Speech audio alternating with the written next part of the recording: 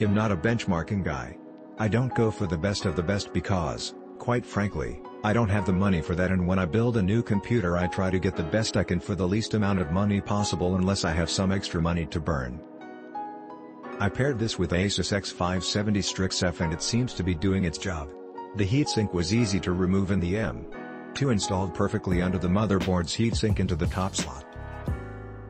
All drivers are up to date and with the picture attached it seems to be doing an outstanding job versus the other review with a crystal disc mark benchmark.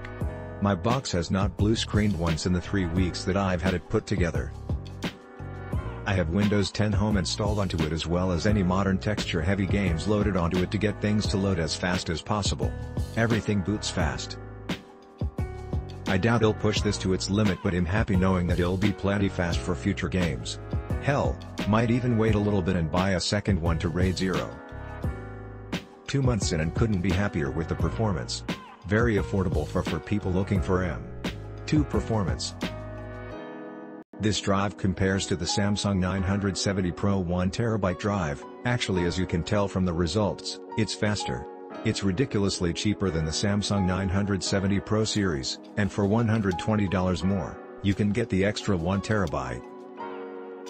Test results: on a GB Aorus Ultra, 32GB memory. The warranty is the same as Samsung's, 3-year parts and labor. Now the negatives: product support seems non-existent. There is no screw that comes with it, and the heatsink is pretty thick. If your motherboard only has a very tiny screw for flush mount, you will need to order a longer screw to fit your motherboard. Others have been taken the heatsink off. I guess it should be okay if you're installing in a Gen 3 motherboard. Overall a recommended buy. Similar, specs are identical actually. Item to compare against GB Aorus Gen 4 M.2 2TB PCI Express 4.0 interface high performance gaming, full body copper heat spreader, Toshiba 3D NAND, DDR cache buffer, 5-year warranty SSD GPS and Tuni 6200D. If I were to do it all over again, I would install an PC4 Mobo, Asus X570P, Ryzen 3700X, IVGA 2070 Super.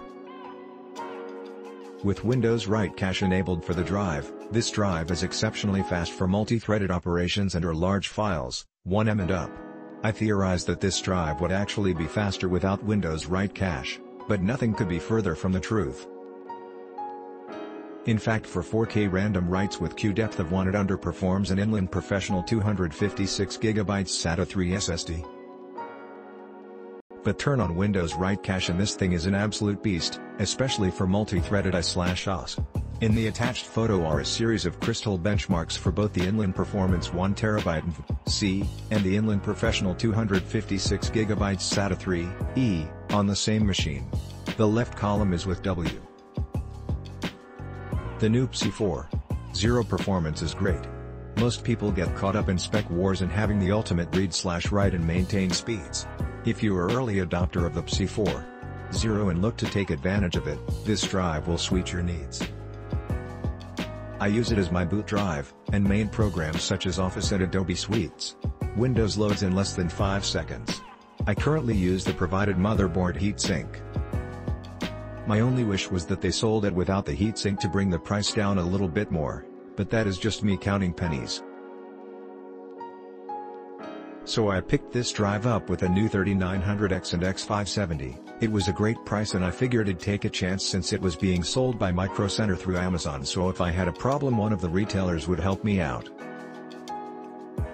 Thankfully didn't have any problems. I'm not sure what issues the one reviewer before me was having, but this drive has been great in my new build. Click link in description for more reviews.